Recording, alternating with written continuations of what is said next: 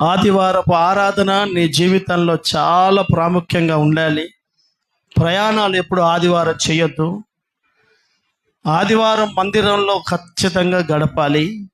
ఆదివారం ఎక్కడికైనా వెళ్తున్నాము అని అంటే అక్కడ ఆరాధనలో పాల్గొనగలిగేటట్టు వెళ్ళాలి. ట్రైన్లోనో బస్సులోనో 3 పూటలు తిని ప్రయాణాలు చేసే అలవాట్లు తెచ్చుకోవద్దు.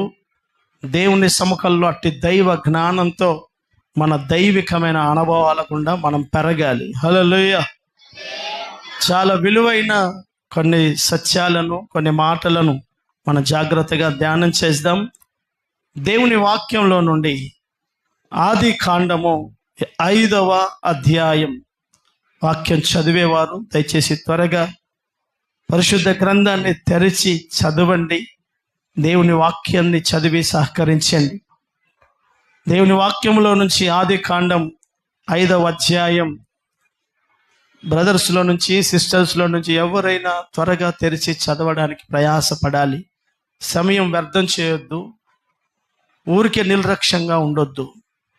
చదువుదాం అందరం. ఆది కాండం 5వ అధ్యాయం 21వ వాక్యాన్ని చదువుదాం.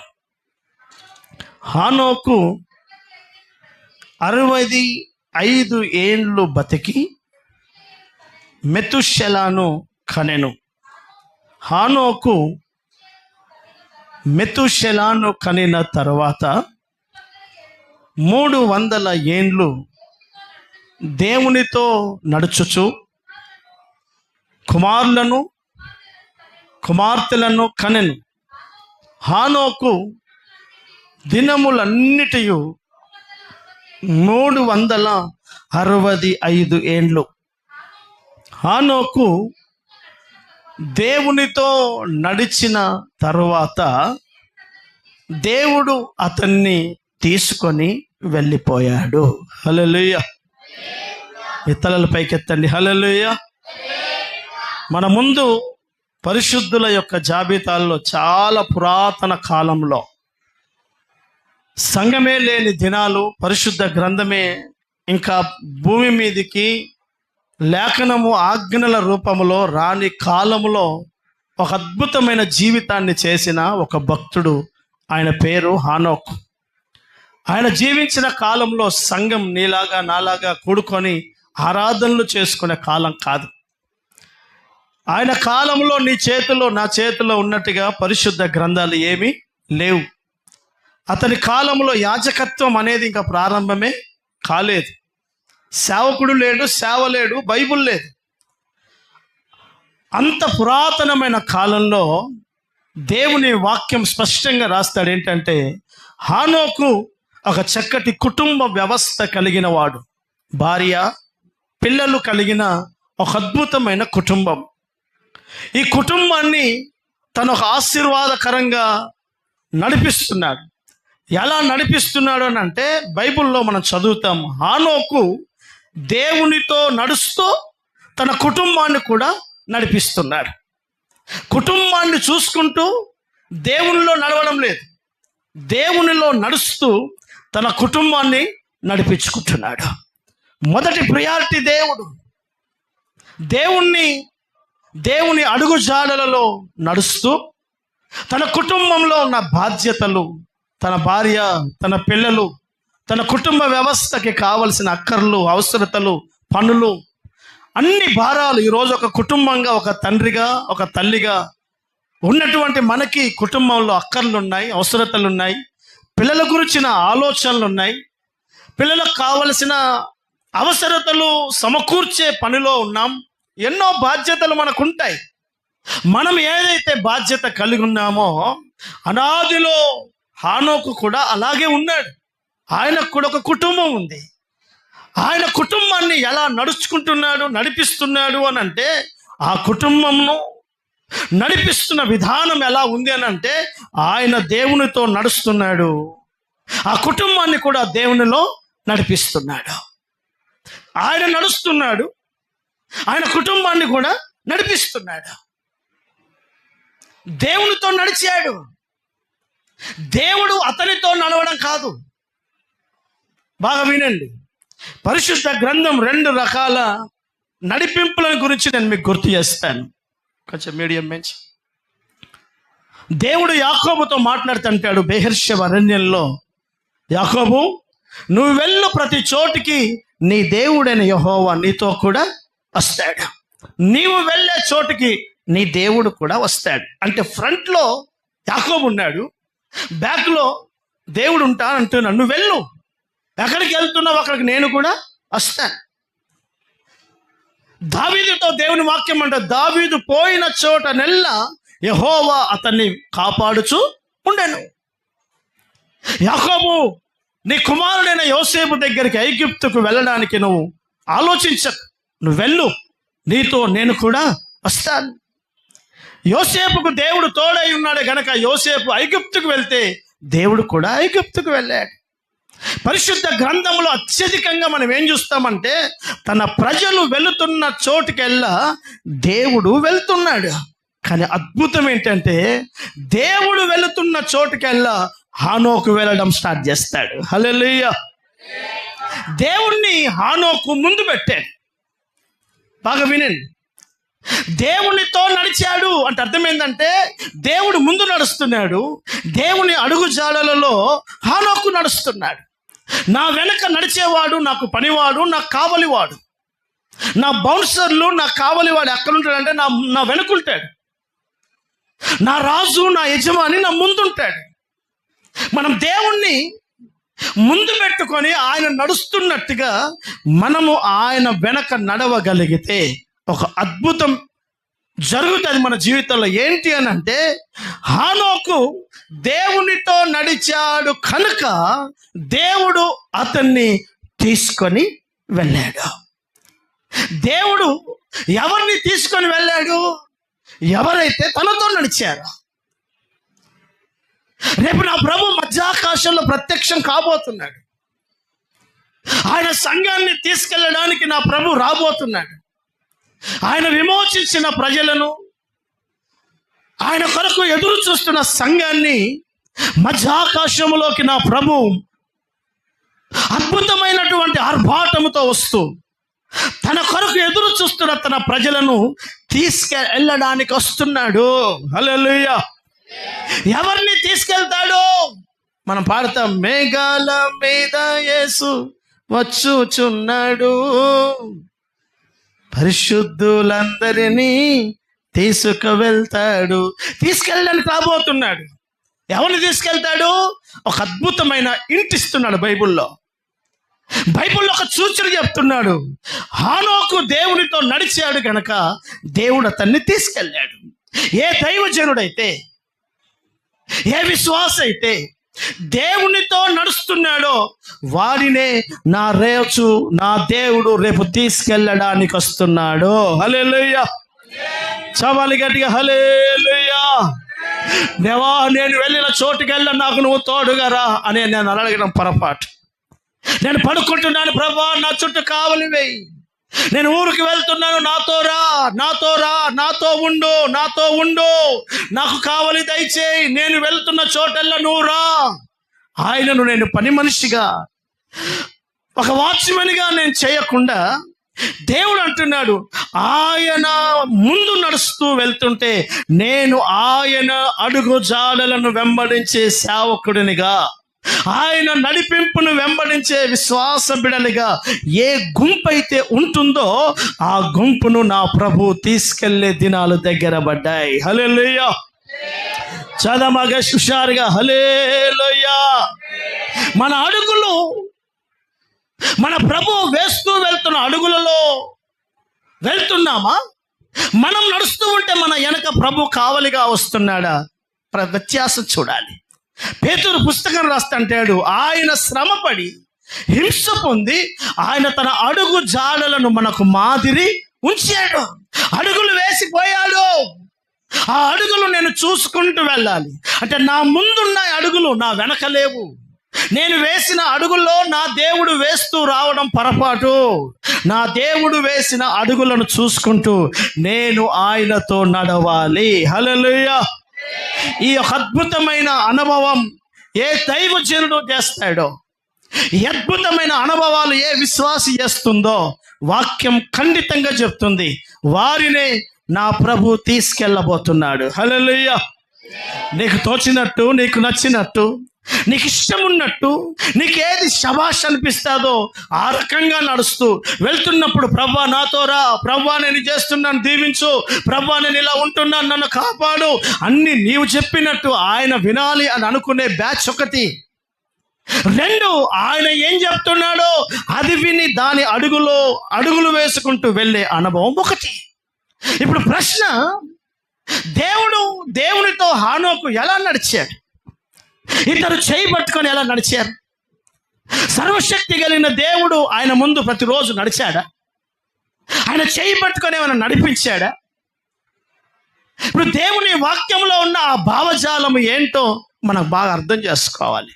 మన అడుగు జాడలు అద్భుతకరంగా అలాంటి భావజాలంతో ఉండాలి. ఏ విశ్వాస అయితే రాకడకు సిద్ధపడాలని ఆశపడుతుందో ఆ విశ్వాసి దేవునితో నడవడం ఖచ్చితంగా చేయాలి. హల్లెలూయా. ఇదే పరమగీతాల్లో ఒక అద్భుతమైన మాట రాస్తాడు. చదువుతారు ఒకసారి మాట. పరమగీతాల పుస్తకం 7వ అధ్యాయం ప్రారంభ వాక్యం ఒకసారి చదువుదాం. పరమగీతాల పుస్తకం 7వ అధ్యాయం ప్రారంభ వాక్యం. రాజకుమార పుత్రిక, నీ పాద రక్షలతో నీవెంత అందముగా నడుస్తున్నావో. చదువుతారు అసలు ఇంగ్లీష్లో మాట అది. రాజకుమార పుత్రిక, సంఘాన్ని గురించి ఎంత అద్భుతమైన మాట రాస్తున్నాడు చూడండి. రాజకుమార పుత్రిక, నీ పాద రక్షలు అంటే నీ ఫుట్స్, నీ అడుగులు ఎంత సౌందర్యంగా, ఎంత క్రమంగా, ఎంత నడిపింపులో దీవెనకరముగా దైవికమైన పద్ధతుల గుండా నడుస్తున్నావో. ఒక సంఘపు యొక్క నడకను దేవుడు ఎలా పోలుస్తున్నాడో ఆలోచించు. ఈరోజు అత్యధికమైన ప్రజలు తమకు తోచినట్టుగా నడుస్తారు. అందుకనే బిలాము గురించి, కొరాహు గురించి, కయోను గురించి పరిశుద్ధ లేఖనం యూదా పత్రిక రాస్తంటాడు. వారు కయోను నడిచిన మార్గాల్లో నడిచారు, వారు యూదా నడిచిన మార్గాల్లో నడిచారు, వారు కొరాహు నడిచిన త్రోవల్లో నడిచారు. వారు ఏ త్రోవలో నడిచారు? దేవుడు నడిపించినట్టుగా నడవలేదు. కయోను తనకు నచ్చినట్టుగా నడుస్తాడు. కయోను కోపం, ఆవేశంతో తన సహోదరుని మీద ద్వేష భావనతో ఉంటాడు. కొరాహు దేవుని సేవను, సేవకులను ద్వేషించే స్వభావం కలిగిన వాడు. సంఘాన్ని 2 ముక్కలుగా చీల్చాలని ప్రయాసపడ్డవాడు. బిలాము బహుమానం కోసం, లాభాల కోసం దైవ నియమాలను ఉల్లంఘించిన వాడు. అందుకనే యూదా తన సంఘానికి రాస్తంటాడు, సంఘమా మీరు కొరాహు నడిచినట్టుగా నడవకండి, మీరు కయోను నడిచినట్టుగా నడవకండి, మీరు బిలాము ఆతృత పడి బహుమానం కొరకు పరిగెత్తినట్టుగా లాభాల కోసం పరిగెత్తకండి. మీ నడక ఎలా ఉండాలి అంటే, రాజకుమార పుత్రిక, నీ అడుగు జాడలు ఎంత సౌందర్యంగా ఉన్నాయి. హల్లెలూయా. చదమ గట్టిగా హల్లెలూయా, హల్లెలూయా. ఆలోచించండి, ఈ ప్రశ్నను ఆలోచించు. ఏ బైబిలు, ఏ పరిశుద్ధ గ్రంథం, ఏ సేవకుడు, బోధకుడు లేని కాలములోనే దేవునితో నడిచాడంటే ఈ మహానుభావుడు ఎంత అద్భుతమైన మనిషి అండి. అతని ముందు ఒక పరిశుద్ధ గ్రంథం లేదు, అతనికి బోధించి సలహాలు ఇచ్చేవాడు ఎవరు లేడు. ఇతడు స్పష్టంగా దేవునితో నడుస్తున్నాడు. నీలాగే బాధ్యతలున్నాయి, నీలాగే బరువులున్నాయి, నీలాగే పిల్లలను, భార్య గురించినటువంటి బరువు బాధ్యతలు ఆయనకు ఉన్నాయి. ఈరోజు నీవు నీ పిల్లల కోసం, బరువుల కోసం దేవుణ్ణి పక్కకి పెట్టి తిరిగినట్టుగా ఆయన తిరగలేదు. బరువు ఎక్కువైపోయేసరికి, బాధ్యతలు ఎక్కువయ్యేసరికి చేతగాక దేవుని మీద అలిగి మందిరాలను మాని దైవికమైన ప్రసన్నతను విడిచిపెట్టి తిరిగినట్టుగా తిరిగే మనిషి కాదు ఆయన. దేవుని వాక్యం స్పష్టంగా రాస్తాడు, హానోకు కుమారులను, కుమార్తెలను కంటూ దేవునితో నడుస్తూ వెళ్తున్నాడు. హల్లెలూయా. ఈరోజు నీవు, నేను నీ కుటుంబ వ్యవస్థలో ఉంటూ భారాలు బాధ్యతలు కలిగిన నీవు మరి దేవునితో నడుస్తూ నీ కుటుంబాన్ని దేవుళ్ళు నడిపించే తండ్రివేనా, తల్లివేనా? లేకపోతే బరువు ఎక్కువైపోయి, బాధ్యతలు ఎక్కువైపోయి, ఇల్లు వాకిలి మందిరాలను దేవుని విడిచిపెట్టి దేశాల మీద పడి తిరిగే మనిషివా? ఆలోచించు. మన పితరులు అలా నడవలేదు. ఈరోజు నీకు తోచినట్టుగా నడుస్తున్నావేమో, నీకు బాగుంది అనిపిస్తుందేమో. నీవు వెంబడిస్తున్న నీ దేవుణ్ణి భక్తి చేసిన పరిశుద్ధులు అలాగున జీవితం చేయలేదు. హల్లెలూయా. దేవునితో నడవడం అంటే ఏంటి? ఆయనతో నడుస్తూ నీ కుటుంబాన్ని కూడా చూసుకో. ఆయనతో నడుస్తూ నీ పిల్లల బాధ్యతలు చూసుకో. ఆయనతో నడుస్తూ నీ భార్య కుటుంబాన్ని చూసుకో. అంతే తప్ప దాని మీదనే 24 గంటలు ఆశపడి దైవ నడిపింపును పక్కకు పెట్టకు. ఎవడు దేవునితో నడిచాడో వాడినే రేపు దేవుని తీసుకెళ్తాడు. హల్లెలూయా. నీ పరిశుద్ధ గ్రంథంలో, నీ డైరీలో, నీ ప్రొఫైల్లో, నీ స్టేటస్లో పెట్టుకో. నీవు దేవునితో నడిచినప్పుడే రేపు నిన్ను దేవుడు తీసుకెళ్తాడు. ఇది సత్యం. నువ్వు దేవునితో నడిచే అనుభవం నీకు లేదా, దేవుడిని తీసుకెళ్ళడానికి రాడు. బైబిల్ స్పష్టంగా చెప్తుంది. ఈరోజు దేవునితో నడవడం అంటే ఏంటి, దేవునితో ఎలా నడవాలో నేను మీకు కొన్ని విషయాలు గుర్తు చేస్తాను. కారణం ఏంటంటే, బిలాము పరిగెత్తుతూ ఉంటే దేవుడు అతనితో మాట్లాడతాడు. బిలాం, నీ నడక నా ఎదుట విపరీతంగా ఉంది. ఎలా ఉందట చెప్పండి, ఎలా ఉంది? విచిత్రంగా ఉంది నీ నడక. ఎటో పోతున్నావు, నువ్వు అంతా ఏమేమో ఆలోచిస్తున్నావు, ఏదో బాగానే పరిగెత్తుతున్నావు. నీ నడక నా దృష్టికి కంఫర్ట్ లేదు. నీ నడక, నీ ప్రయాణాలు, నీ పద్ధతులు దేవునితో నడిచినట్టుగా లేవు. ఆలోచించు. ఈరోజు నీవు నేను ఏ విధంగా నడుస్తున్నాం? నాకు కుటుంబం ఉంది, నాకు సేవ ఉంది, నీకు బాధ్యతలు ఉన్నాయి. అయితే దేవునితో నడుస్తూ చూసుకుంటున్నావా, లేకపోతే వాటి మీదనే పడి దేవుని నడిపింపును మర్చిపోతున్నావా? ఆలోచించు. హల్లెలూయా. సభల చేతుల దృశ్యారుగా హల్లెలూయా. దేవుడు అదృశ్య దేవుడిగా, ఇదిగో నా వైపు చూడండి, నా వైపు చూడండి. ఒక తండ్రి తన కుమారుణ్ణి చేయి పట్టుకుంటాడు. దూరంలో ఉన్న ప్రజలను ఒకసారి మీరు ఆలోచించండి. ఒక తండ్రి తన కుమారుణ్ణి చేయి పట్టుకుంటాడు. ఇదిగో చేయి పట్టుకుంటే, నా చేయి ఆయన పట్టుకున్నాడా, ఆయన నా చేయి పట్టుకున్నాడో తెలుసుకోవడం కష్టం.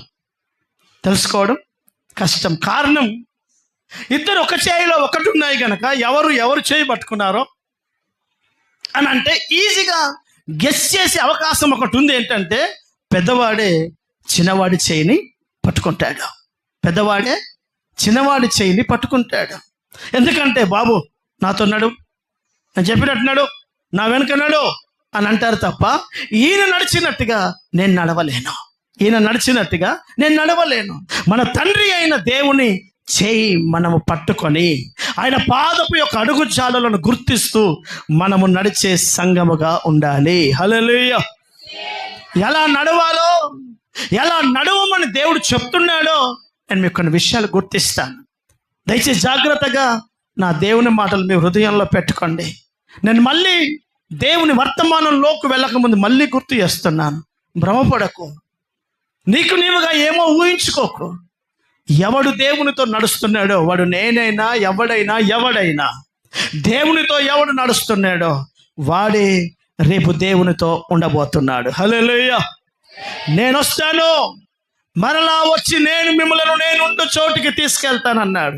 ఆయన మరలా వచ్చి ఎవరిని తీసుకెళ్తున్నాడంటే స్పష్టంగా అంటున్నాడు, హానోకు దేవునితో నడిచాడు కనుక దేవుడు అతన్ని తీసుకెళ్ళాడు. ఇప్పుడు దేవునితో నడవడం అంటే ఏంటి అన్న అనుభవాలను నేను మీకు కొన్ని చూపిస్తాను. హల్లెలూయా. చాలా పర్యాయాలు సంఘానికి దైవజనుడైన పౌలు అంటాడు, సంఘమా, మీరు అన్యజనులు నడిచినట్లుగా మీరు నడవకండి.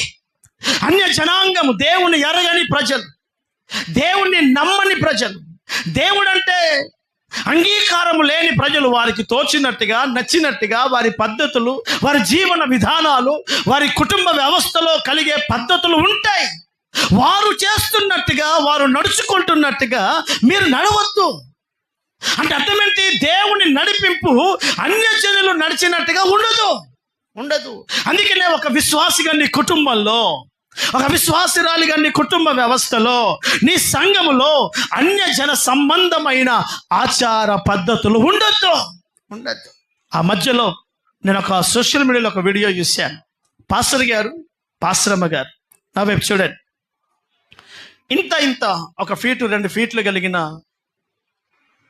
బొమ్మలు, విగ్రహాలు అలా పెట్టుకొని ఎదిగో ఇలా పెట్టుకుంటే పైన వివాహాల మధ్య సంబంధాల్లో గొడుగు పడతారే ఒక క్లాత్ను, అన్ని జిల్లా వివాహాల్లో అలా క్లాత్ పట్టుకుంటే ఆ క్లాత్ కింద అయ్యగారు, అమ్మగారు, మరియమ్మ విగ్రహం ఒకళ్ళు, యేసయ్య విగ్రహం పెట్టుకొని ఒకళ్ళు ఎదురుకుపోతున్నారు.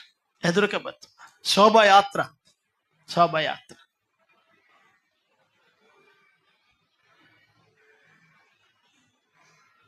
జరుగుతున్న పరిణామాలు ఇవి.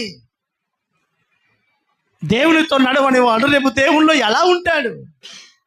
అందుకే వాక్యం ఉంటుంది, ఒకరోజు దైవజనుడైన అబ్రహాం 99 ఏళ్ల వయస్సు కలిగినప్పుడు దేవుడు అతనితో మాట్లాడడం ప్రారంభించాడు. 17వ అధ్యాయం ఆదికాండం ప్రారంభ వాక్యంలో ఒకసారి మనం చదువుదాం. 17వ అధ్యాయం ఆదికాండం 17వ అధ్యాయం ప్రారంభ వాక్యం.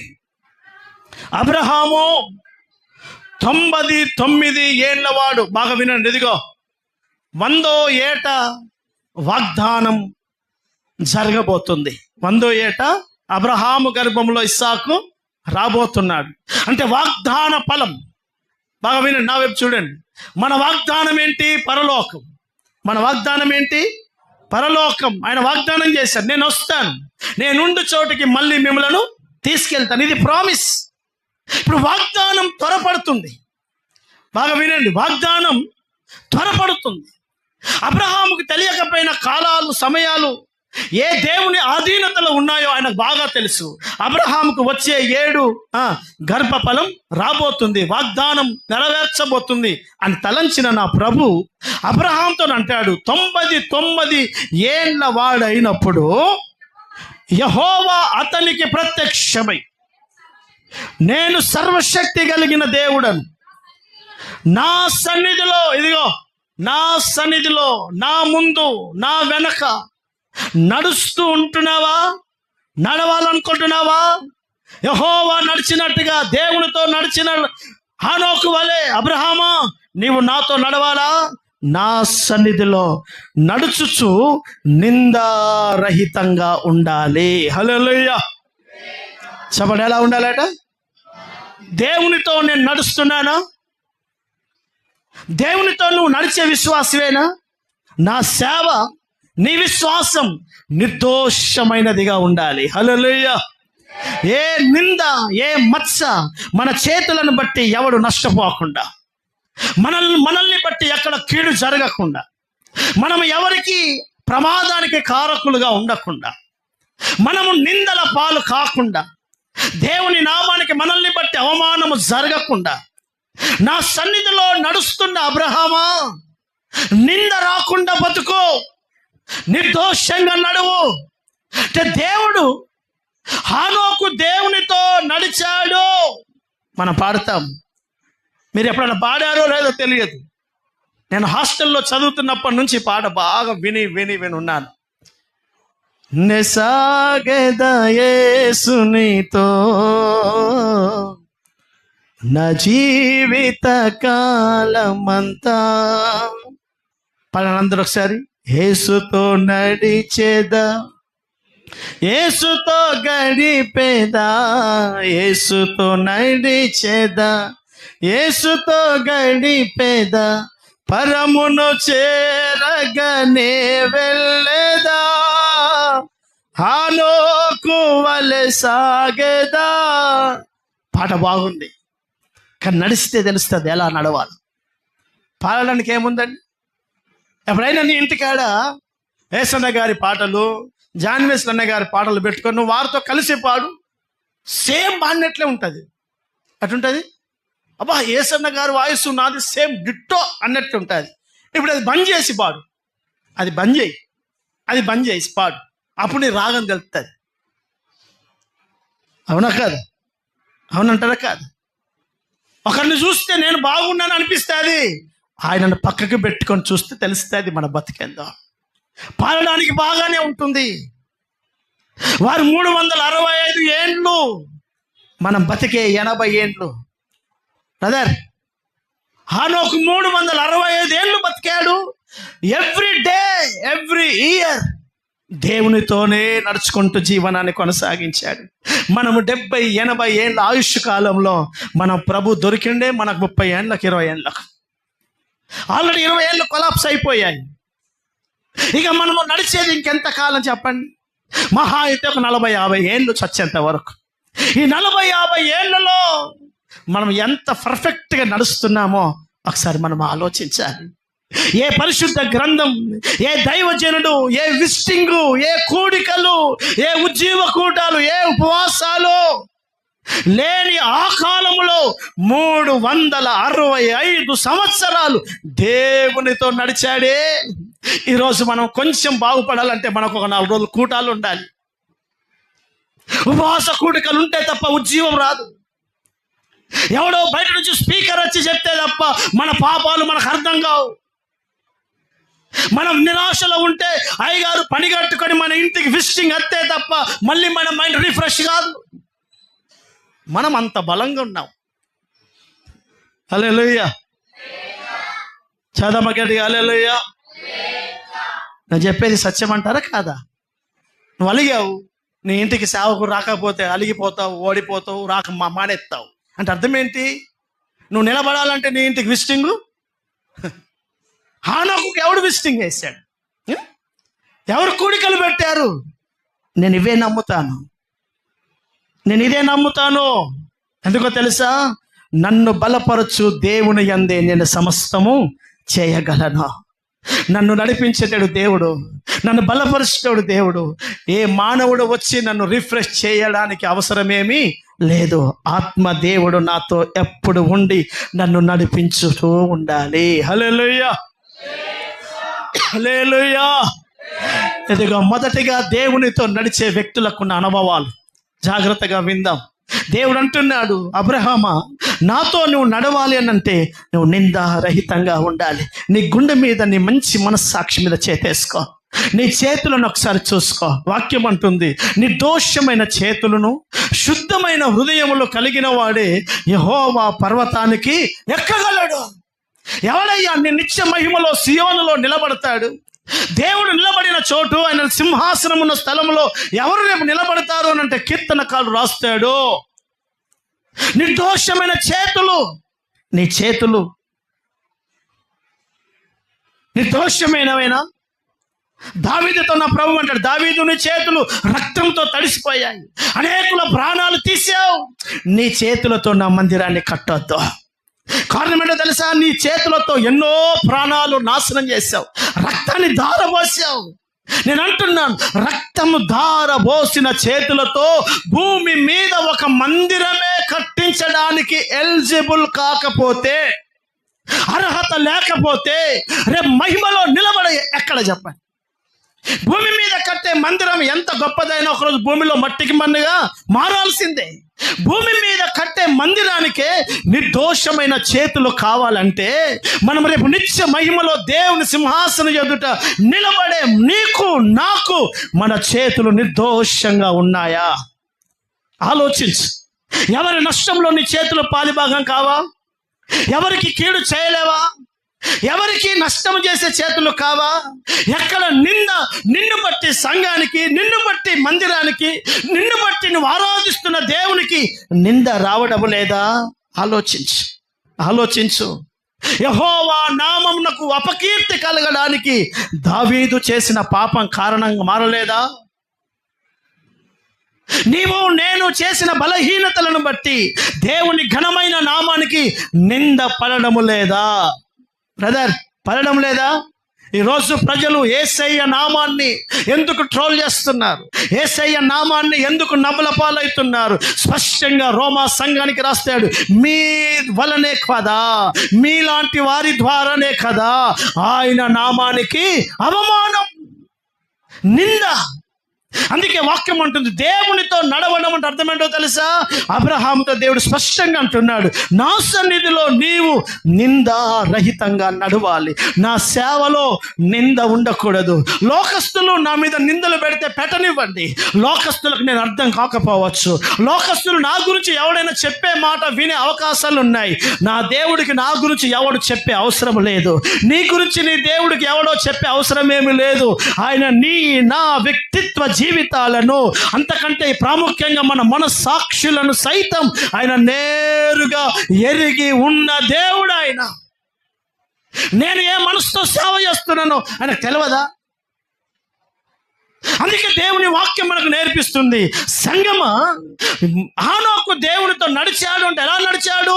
నిర్దోషంగా నడిచాడు. చెప్పండి, ఎలా నడిచాడు? చెప్పండి దయచేసి స్వరం మీద, ఎలా నడిచాడు? నీవు నిర్దోషవేనా? ఏ దోషం, ఏ తప్పు, ఏ బలహీనత నీ దేవునికి, నీ కుటుంబానికి, నీ సంఘానికి నీ ద్వారా మచ్చ రావడం లేదా? ఒకవేళ నువ్వు దోషిగా మారితే నువ్వు ఆయనతో నువ్వు నడవడం లేదు. ఆయనతో నువ్వు నడవకపోతే రేపు ఆయన నిన్ను తీసుకెళ్ళలేడు. రేపు ఆయన నిన్ను తీసుకెళ్ళకపోతే నువ్వు విడిచిపెట్టబడిన గుంపులో నిలబడిపోతావు. ఆలోచించు, ఎవడు దేవునితో నడిచాడో వాడినే రేపు తీసుకెళ్ళబోతున్నాడు దేవుడు. ఎవరినయ్యా రేపు మహిమలో ఎత్తబడతారు అంటే తెల్లబట్టలు వేసుకున్న వాళ్ళు కాదు, సొంపులన్నీ ప్రతిష్ఠించుకున్న వాళ్ళు కాదు, ఆయన ఎదుట నిర్దోషంగా నడిచేవారు. హల్లెలూయా, చపాలి గట్టిగా హల్లెలూయా. పరిశుద్ధ గ్రంథం, నా దేవుని మాటలు చాలా జాగ్రత్తని హృదయాల్లో అంగీకరించి నీ మనస్సాక్షిని కాస్త దయచేసి తెరుచుకో. పరిశుద్ధ గ్రంథం లూకా సువార్త 1వ అధ్యాయం 6వ వాక్యం ఒకసారి చదువుదాం. లూకా సువార్త 1వ అధ్యాయం 6వ వాక్యం. ఇంకొంచెం పైనుంచి 5 నుంచి చదువు.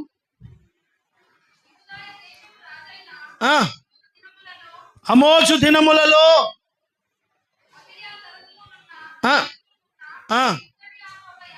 జకరియా అనే ఒక దైవజనుడున్నాడు. అతని భార్య అహరోను కుమార్తెలలో ఒకటి, ఆమె పేరు ఎలిజబెత్. ఇదిగో భార్యాభర్తలు, పాస్టర్ గారు, పాస్టరమ్మ గారు, వీరిద్దరూ ప్రభు యొక్క సకలమైన ఆజ్ఞల చొప్పున, న్యాయ విధుల చొప్పున నిరాపరాధులుగాను నడుచుకొనుచు దేవుని దృష్టికి నీతిమంతులుగా జీవితం చేస్తున్నారు. హల్లెలూయా, చదమ గట్టిగా హల్లెలూయా. ఒక అద్భుతమైన సేవకులు. పిల్లలు లేరు, బాగా వినండి. ఆశీర్వాదం, ఒకవేళ పిల్లలు ఉద్యోగం వ్యాపారం అనుకుంటే పాపం మంచి సేవ చేస్తున్నారు, కానీ పిల్లలు లేరు.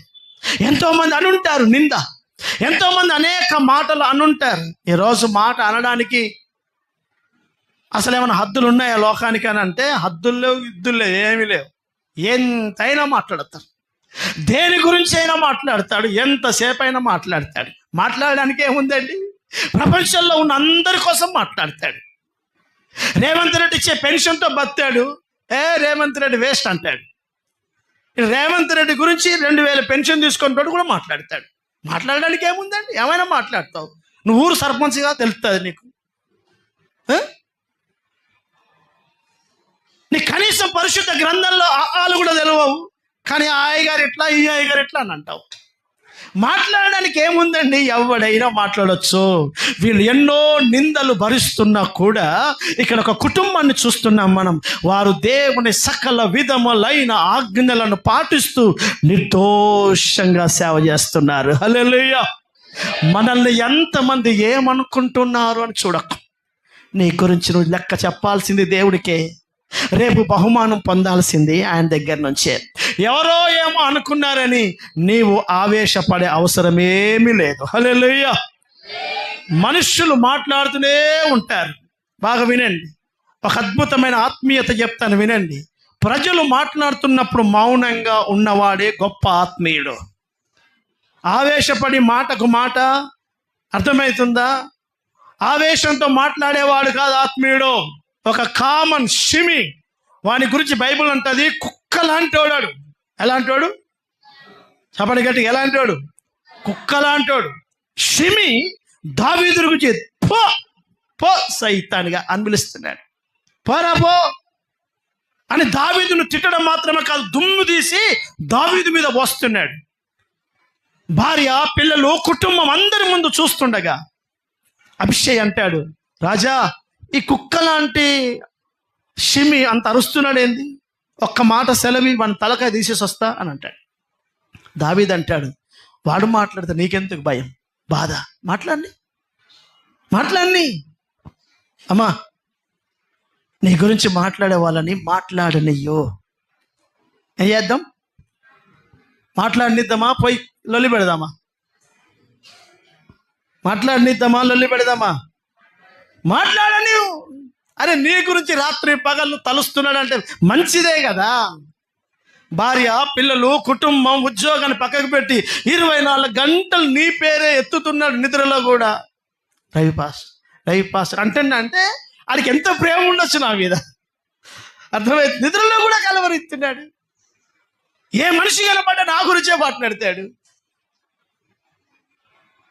నేను మొన్నటి దినం శుక్రవారం రామ్నగర్ వెళ్తూ వర్షం పడిందని ఎక్స్ రోడ్ బ్రిడ్జి కింద ఆగాను. నాకు తెలిసిన ఒక బ్రదర్ ఆగాడు బండి మీద. అన్న ఎటు వెళ్తున్నారు అని అంటే, నేను ఆసిఫాబాద్కి వెళ్తున్నాను. అన్న పలానాళ్ళు మీ మందిరానికి రావడం లేదట కదంట. ఇంకెందుకు తీయవాన్ని, ఎవరిష్టం వాళ్ళు కదా అని అన్న వాళ్ళు చెప్తున్నారు. అన్న నువ్వు అక్క ఏమో అన్నారట కదా. చెప్పేవాడిని చెప్పని ఏంది, ఏం చెప్పుకుంటారో చెప్పనివి. సర్వశక్తి కలిగిన దేవుడికి మన చేతులు ఎరిగిన వాడు ఆయన. హల్లెలూయా. చదమ గట్టిగా హల్లెలూయా. విశ్వాస బిడ్డలారా, నేను మళ్ళీ మీకు ఒక దైవజనుడిగా సలహా ఇస్తున్నాను. మీ గురించి ఎవ్వరు ఏమనుకున్నా మీరు మౌనంగా ఉండండి. అనేవాడిని అననివ్వండి. ఎందుకు చెప్తున్నానంటే, నిర్దోషంగా బ్రతికేవాడే దేవునితో నడుస్తున్నవాడు. హల్లెలూయా. చదం హుషారుగా హల్లెలూయా. రెండవదిగా మీ ఆమోస్ పుస్తకం దయచేసి చదువుదాం. రెండవదిగా మీకా గ్రంథం, క్షమించండి, మీకా పుస్తకం 6వ అధ్యాయం. నేను త్వరగా ముగిస్తాను. 8వ వాక్యం. నిర్గమకాండం 33వ అధ్యాయం 2వ వాక్యం. మీకా పుస్తకం 6వ అధ్యాయం 8వ వాక్యం. మనుష్యుడా, ఏది ఉత్తమమో అది నీకు తెలియచేయబడి ఉన్నది.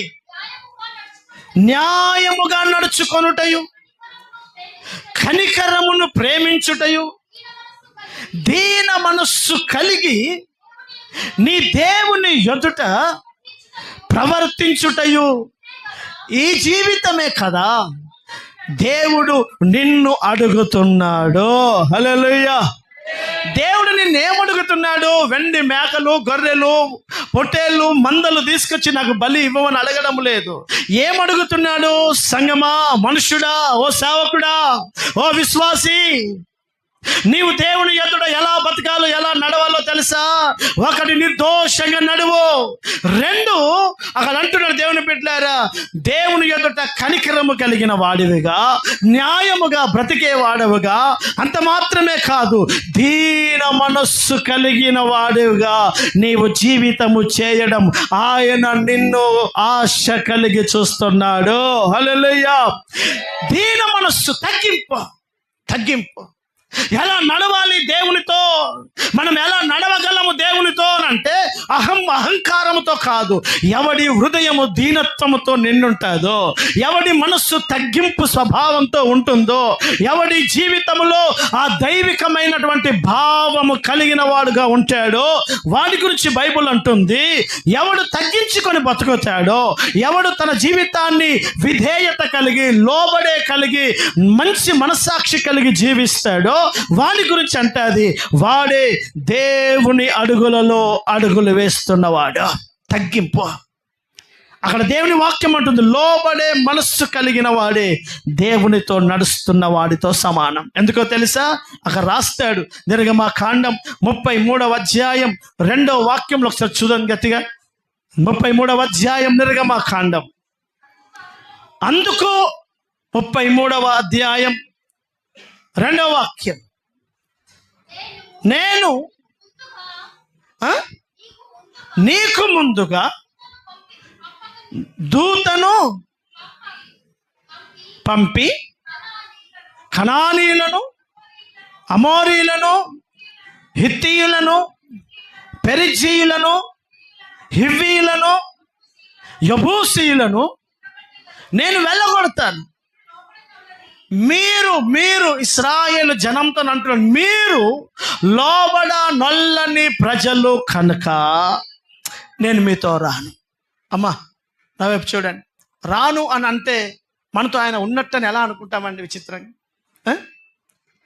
ఆయన అంటున్నాడు, ఏ సేవకుడు కానీ ఏ విశ్వాసి కానీ ఎవడికి లోబడే మనసు దీనత్వం తగ్గింపు ఉండక అహంకారంతో బ్రతుకుతాడో స్పష్టంగా వాక్యం చెప్తుంది. నీ హృదయంలో నువ్వు ప్రింట్ చేసుకో మాట, నీతో దేవుడు లేడు, ఉండడు, నీతో రాడాయన. నీతో రాని వాడితో నువ్వెటో వెళ్ళిపోతున్నావు అనుకొని రేపు ఆయన నిన్ను తీసుకువెళ్ళడానికి వస్తాడని, రేపు ఆయన సింహాసనంలో కూర్చుంటావని పగటి కలలు కంటే లాభమేమీ లేదా. కారణం అంటుంది, ఇశ్రాయేలు జనంతో నేరుగా చెప్తాడు, లోబడే ప్రజలతో నేను వస్తాను, దీనత్వం కలిగిన వారితో నేను ఉంటాను. ఎవడి దగ్గర అహంకారం ఉండి లోబడకుండా తిరుగుబాటు స్వభావం ఉంటుందో వారితో నేను రాలేను. హల్లెలూయా. ఆ సేవలో నేను ఉండలేను, ఆ సేవకుడితో నేను ఉండలేను, ఆ విశ్వాస కుటుంబంలో నేను ఉండలేను. అంటే అర్థం ఏంటి?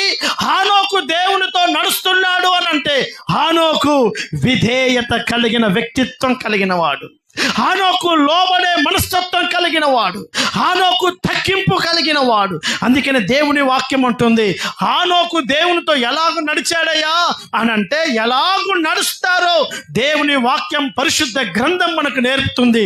నిర్దోషంగా నడిచేవాడే ఆయనతో నడుస్తున్నాడు. 2, దేవుని వాక్యం చెప్తుంది, లోబడే మనస్సు, తిరుగుబాటు చేయొద్దు. మాటకు మాట, అర్థమవుతుందండి? మాటకు మాట, కోపం, పగ, ఇవి కాదు మనసులో ఉంచుకొని సాగాల్సింది దేవునిలో. దేవుని వాక్యం స్పష్టంగా అంటుంది, లోబడే మనస్సు కలిగిన వారితో నేను ఉంటాను. నీకు ఆ దైవికమైన మనసు లేకపోతే నేను నీతో లేను. మరి నువ్వు ఎటు వెళ్ళిపోతున్నావో, ఎటు ప్రయాణం అవుతుందో నీకే తెలవాలి. దేవునితో నడవడము అంటే ఏదో మనం ఆడుకున్నట్టుగా జరిగే పని కాదది.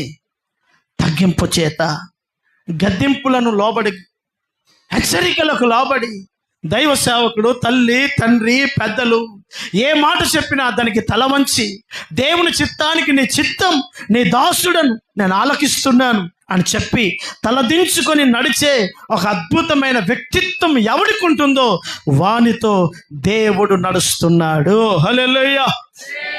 సదాం హుషారుగా హల్లెలూయా, హల్లెలూయా. ఈరోజు దేవునికి లోబడం, మనుషులకు లోబడం, తల్లిదండ్రులకు లోబడం. చెప్పు రే, ఎక్కడున్నారా బాబు? చెప్పు ఏదడా అంటారా? అంటావాను అట్నే అంటావు. నేను 2-3 సార్లు విన్నాను. చెప్పు. జితగాడితో మాట్లాడుతున్నావా? పనోడితో మాట్లాడుతున్నావా? నీ ఇంట్లో పాలేరా మీ అయ్య అంటే ఏం మాట్లాడుతున్నావు? కారణం ఎదిగో బాగా నిండిపోయింది. మర్యాద లేదు. తల్లి తండ్రి నన్ను పెంచి పెద్ద చేస్తున్నారు. నేను మీకు ముందు చెప్తాను, తండ్రి లేకపోతే తెలుస్తుంది బాధ ఎలా ఉంటుందో. తండ్రి చచ్చిపోయిన వాళ్ళను వెళ్ళి అడగండి, తండ్రి లేని వాళ్ళను వెళ్ళి అడగండి, తండ్రి భావజాలాలు ఎలా ఉంటాయో తెలుసుకోండి. మీరు ఇప్పుడు ఇంటికి వెళ్ళి మీ బీరువా తెరిచి తండ్రి బట్టలు చూసుకోండి, మీ బట్టలు చూసుకోండి, లెక్క పెట్టండి. రాదా? మీ సెల్ ఫోన్లో ఉంటుందా? క్యాల్కులేటర్ ఉంటుందా? లెక్క పెట్టు. మీ అయ్యకెన్ని జతలు ఉంటాయో, నీకెన్ని జతలు ఉన్నాయో తెలుస్తాయి. నీ చెప్పుల కాస్ట్ ఏందో, మీ అయ్య చెప్పుల కాస్ట్ ఏందో తెలుసుకో. తండ్రి అయితేనే తెలుస్తుంది నీకు. హల్లెలూయా. చదువుదాం హుషారుగా, హల్లెలూయా. చాలా మంది బ్రతుకులు ఎలా ఉంటాయంటే చచ్చిపోయిన తర్వాత బాగా అర్థమవుతాయి. బతుకున్నప్పుడు అర్థం కాకుండా చచ్చిన తర్వాత తెలిస్తే ఎవడికి కావాలి? నీ జ్ఞానోదయం ఎప్పుడు రావాలండి? మనుషులు ఉన్నప్పుడు కదా. పాస్టర్ గారు చచ్చిపోయిన తర్వాత సమాధి పెట్టి మోయడానికి ఎందుకు త్వరపడతావు? నువ్వు మోసినా మోయకపోయినా ఎవడో మోస్తాడు.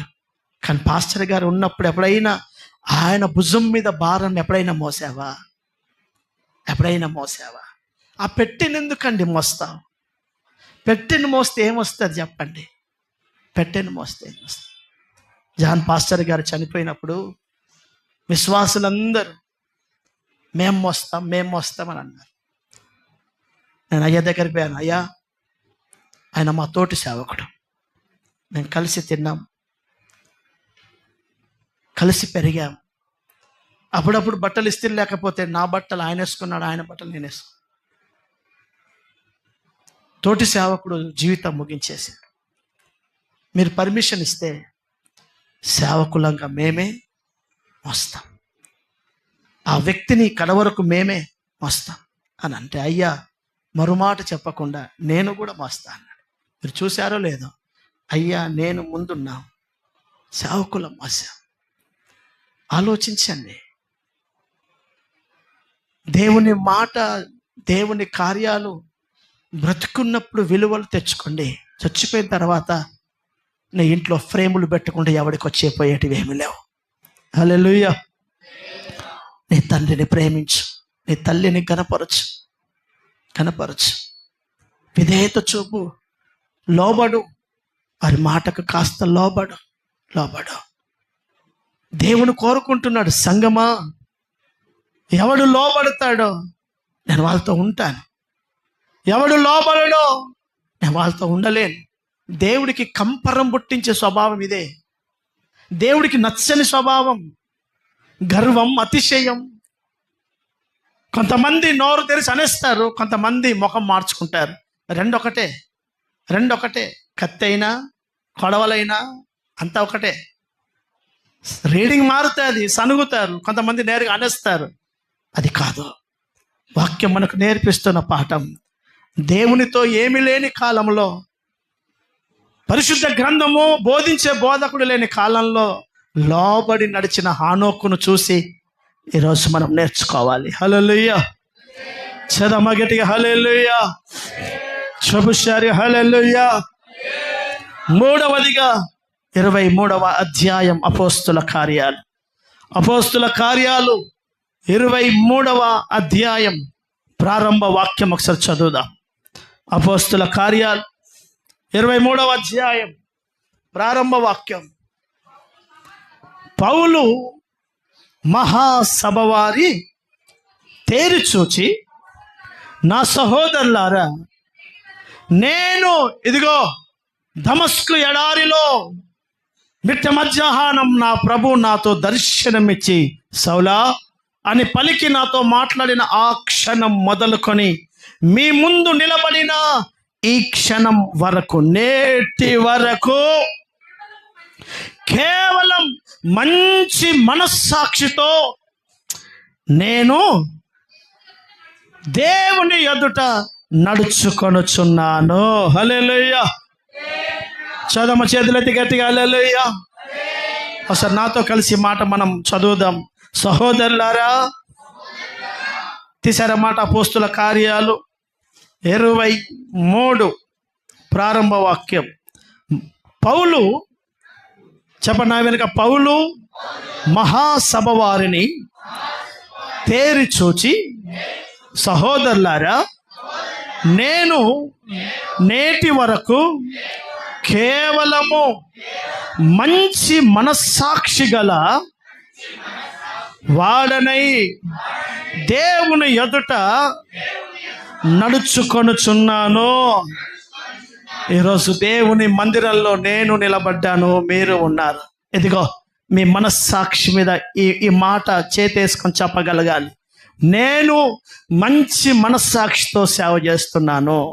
ఎలాంటి భేదం, ఎలాంటి కపటం, ఎలాంటి లాభాపేక్షలు, ఎలాంటి దురుద్దేశాలు మనసులో పెట్టుకోకుండా నేను మంచి మనసుతో సేవ చేస్తున్నానా? నా ప్రభు నా హృదయాన్ని ఎరిగినవాడు. హల్లెలూయా.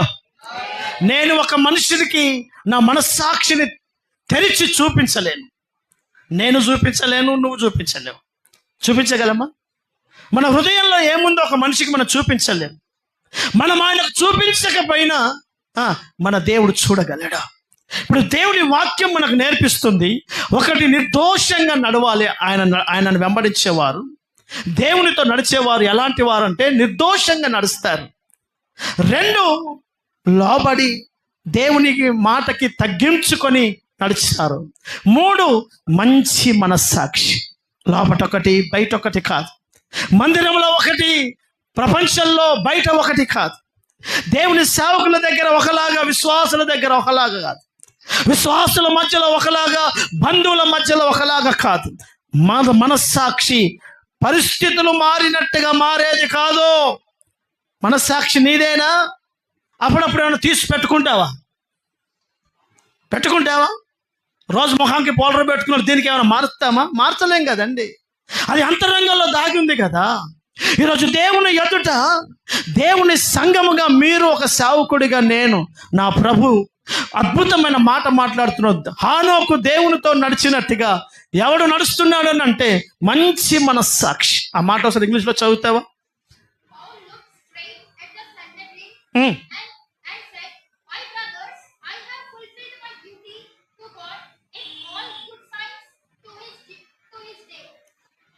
మంచి మనస్సాక్షి. కారణం ఏంటో తెలిస్తే చాలా మంది మనస్సు పాడైపోయింది, మనస్సాక్షి చెడిపోయింది. బోధలో వ్యత్యాసం. ఏదో రాబట్టుకోవాలని బోధ, ఏదో సంపాదించాలని బోధ, ఏదో లాభం పొందాలని మాయ మాటలు. అది కాదు కదా దేవుడు చూసేది.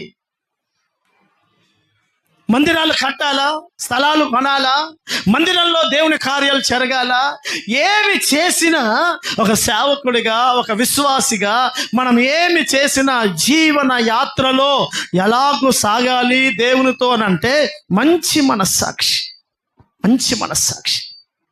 మన మనస్సాక్షి. అందుకే తిమోతితో పౌలు అంటాడు, మనస్సాక్షి చెడిపోయిన వారై బద్దలైపోయిన వారి వల్ల అనేకులు ఉన్నారు.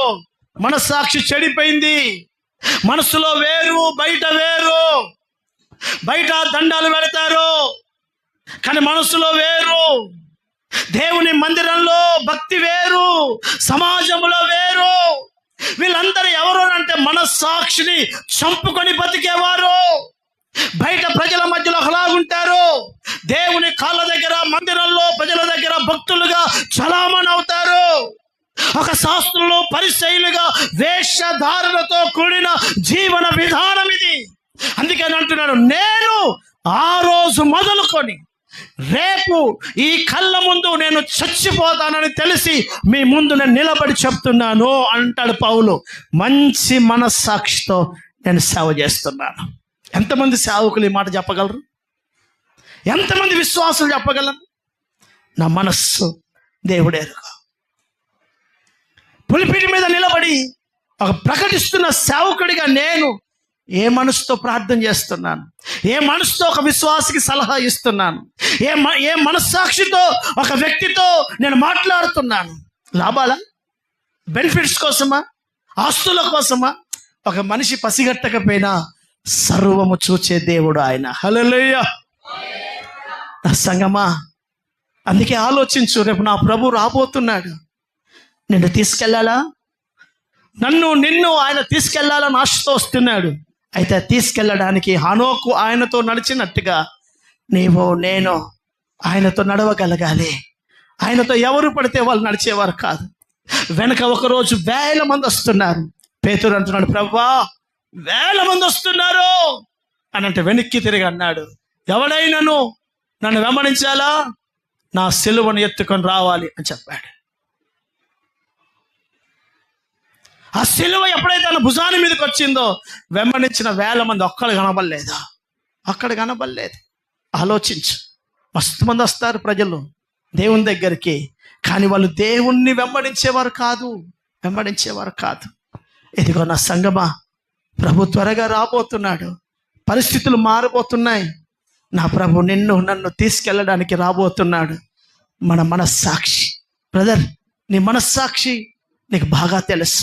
ఏం మాట్లాడుతున్నావు, ఏం ఆలోచిస్తున్నావు, నీ గురించి, ప్రజల గురించి, సేవ గురించి ఎలా ప్రవర్తిస్తున్నావో ఒక మనిషి గుర్తించలేకపోయినా మనల్ని గుర్తించే ఒక్కడు ఉన్నాడు. హల్లెలూయా. చదముషారుగా హల్లెలూయా, హల్లెలూయా. మన గురించి ప్రజలు ఏమైనా అనుకొని వాళ్ళతో లాభాలు లేవు, నష్టాలు లేవు. లాభ నష్టాలన్నీ ఆయన దగ్గరనే ఉన్నాయి. కిరీటం ఆయన దగ్గరనే ఉంది. నరకానికి తీర్పు తీర్చి పంపే తాళపు చేతి కూడా ఆయన దగ్గరనే ఉంది. కనుక ఆయన నా గురించి ప్రజలు ఎన్నెన్నో రూమర్స్ అనుకొని ఆయన ముందు నా మనస్సాక్షి ఎట్లుందో నేను తేటగా బ్రతకగలగాలి. హల్లెలూయా. శబ్దం హుషారుగా హల్లెలూయా.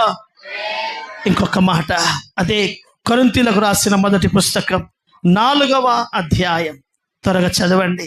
16వ వాక్యం. అపోస్తలుడైన పౌలు కొరింథీయులకు రాసిన మొదటి పుస్తకం 4వ అధ్యాయం 16వ వాక్యం. క్రీస్తునందు మీకు ఉపదేశకులు 10,000 మంది ఉన్నను తండ్రులు అనేకులు లేరు. క్రీస్తు యేసునందు సువార్త ద్వారా నేను మిమ్మల్ని కని పెంచి పెద్ద చేస్తున్నాను కనుక మీరు నన్ను పోలి నడుచుకొనవలెనని ఉండవలెనని నేను మిమ్మల్ని బ్రతిమిలాడుచున్నాను. హల్లెలూయా. దైవజనుడైన పౌలు, ఇది 2000 ఏళ్ల క్రితమే నుంచో సమస్య. వాళ్ళని నడిపించి, వాళ్ళకు బళ్ళిచ్చి, వాళ్ళకు సంస్కార ఆధారిత విధానాలు నేర్పి, లేఖనం బోధించి, క్రమము నేర్పి, భవిష్యత్తు ఏంటో నేర్పుతున్న సేవకుడైనబడుతున్న తండ్రి లాంటి సేవకుని పక్కకు పెట్టి ఎవరెవరో మాటలు వింటున్నటువంటి కాలం అది.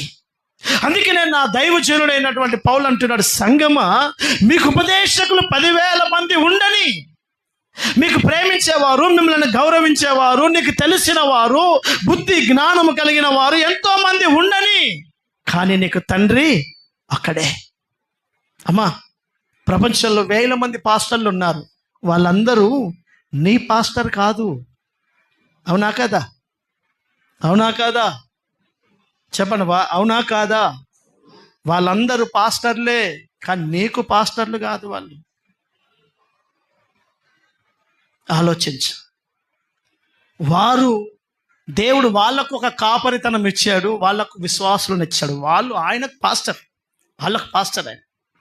నీ తండ్రి నేను నడిపిస్తున్నవాడు, నీకు బుద్ధి నేర్పుతున్నవాడు, నీ కొరకు దివారాత్రం చేతులెత్తుతున్నవాడు నీకున్నాడు. కనుక దైవజనుడైన పౌలు అంటాడు, నేను తండ్రిని, నన్ను చూసి నేను చెప్పినట్టు మీరు నడుచుకోవాలి. హల్లెలూయా.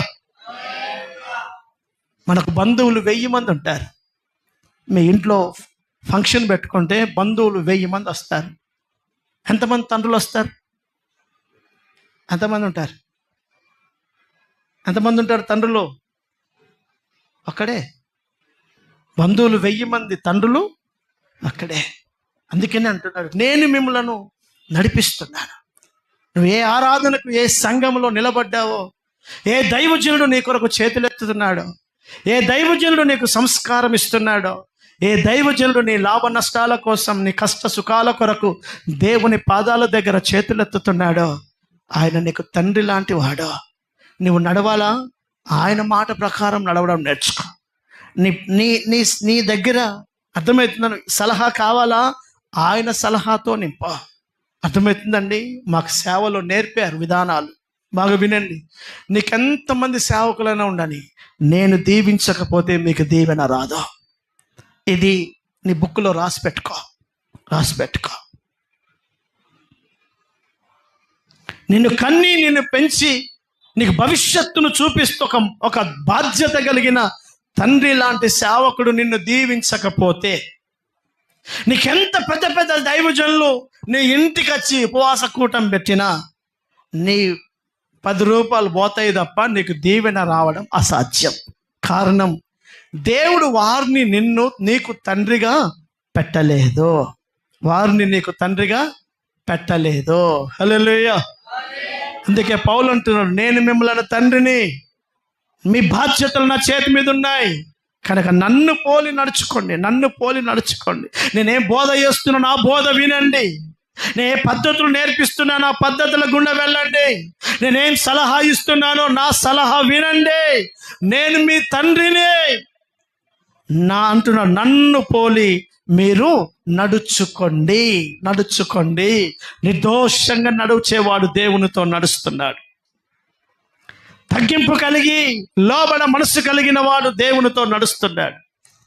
3, మంచి మనస్సాక్షి కలిగి నడిచేవాడు దేవునితో నడుస్తున్నాడు. 4, ఏ సంఘానికి ఆరాధనకు వెళ్తున్నావో ఆ దైవజనుడు చెప్పిన ప్రకారం నడుచుకునేవాడు దేవునితో నడుస్తున్నవాడు. హల్లెలూయా. చదమౌష్యారుగా హల్లెలూయా. చివరిగా ఒక్క మాట చదివి ప్రార్థన చేసుకుందాం. ఎఫెసీ పుస్తకం 5వ అధ్యాయం ప్రారంభ వాక్యం నుంచి. ఎఫెసీలకు రాసిన పుస్తకం 5వ అధ్యాయం ప్రారంభ వాక్యం.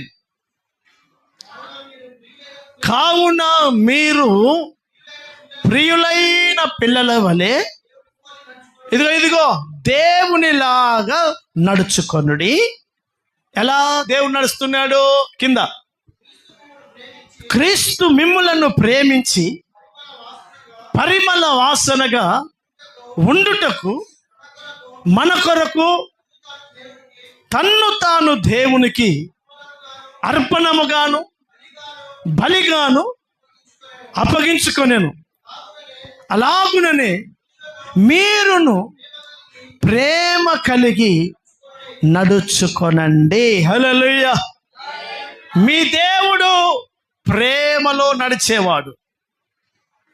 దేవునితో నడుస్తున్న సేవకుడు, దేవునితో నడుస్తున్న ఒక సేవకురాలు, దేవునితో నడుస్తున్నటువంటి ఒక విశ్వాసిగా నీవు నేను ప్రేమలో నడవాలి. హల్లెలూయా. ప్రేమించే మనస్తత్వం. నేను కొంతకాలం అయ్య దగ్గర పరిచర్యలో ఉన్నాను. పెద్ద పరిచర్య. రాత్రి పగలు ఎవరెవరో వస్తుంటారు సంఘానికి. నేను పాశ్రమ గారిని చాలా గౌరవిస్తాను. నేను పులిపిటి మీద నిలబడి నేను సత్యం చెప్తున్నాను. నాకు సేవలో అయ్య కంటే ఎక్కువ గౌరవం పాశ్రమ గారు. ఎందుకనంటే నాకు తెలిసిన లాజిక్ ఏంటంటే, కామన్గా బ్రదర్స్ మంచిగానే ఉంటారు. కామన్గా బ్రదర్స్ యావరేజ్ ఓకే, అంత పెద్దగా ఎవరు చెడిపోయారంటే కనపడరు. సమస్య సిస్టర్స్ పనే ఉంటుంది, ఒక ఇంట్లో కానీ ఎక్కడైనా కానీ. పాశ్రమ గారిని చూసి నేను చాలా ఇంప్రెస్ అయ్యాను. కారణం, నేను వెళ్ళినప్పుడు మందిరానికి 500 విశ్వాసులు ఉండే. 500 మంది విశ్వాసులున్న తల్లి చాలా సింపుల్గా వస్త్రాధారణ ఉండేది. ఆవిడది చాలా సింపుల్గా ఉంటుంది. ఆమె చదువుకుంది MA, చాలా సింపుల్గా ఉంటుంది. ఆమె వస్త్రం మహా అయితే 200-300 రూపాయలే ఉంటుంది అంతే. ఏ రాత్రి పగలు అయ్య దగ్గరికి కలవడానికి వస్తే వెళ్ళాలి, ఛాయ్ పంపించాలి, వెళ్ళాలి, టిఫిన్ పంపించాలి, వెళ్ళాలి. అసలు ఆలోచించు ఎంత కష్టం. ఎప్పుడు ఎవరు వస్తారో తెలియదు.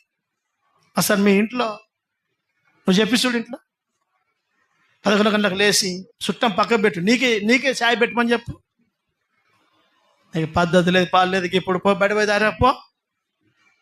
ఎప్పుడు అంటే అప్పుడు ఊరికే ఛాయ్ పెట్టమంటావు అంటారా? అంటారు. ఎందుకనంటే ఇంటోడికే సాకిరి చేయడం సాధగాని దినాల్లో ఎవరెవరో దయ్యాలు బట్టి రోగాలతో వచ్చి బాత్రూమ్ అంతా కంప వేసి ఇడిసిన బట్టలు ఆన్నే పడేసి చెత్తరా చేయరా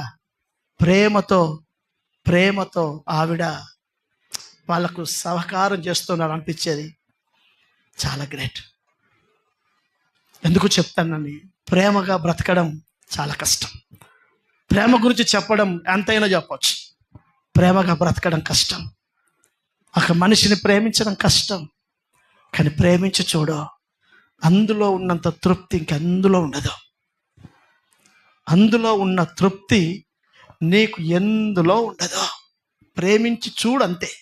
ప్రేమించి చూడు, ఒకనికి పెట్టి చూడు, ఒకనికి ఇచ్చి చూడు, ఒకని కన్నీళ్లను తుడిచి చూడు, ఒకడు అక్కర్లో ఉన్నప్పుడు ఆదరించి చూడు, రోడ్డు మీద వెళ్తున్న వాడిని కాస్త ఆదరించి పరామర్శించి చూడు. హృదయం ఎంత తేలికగా ఉంటుందో. హల్లెలూయా.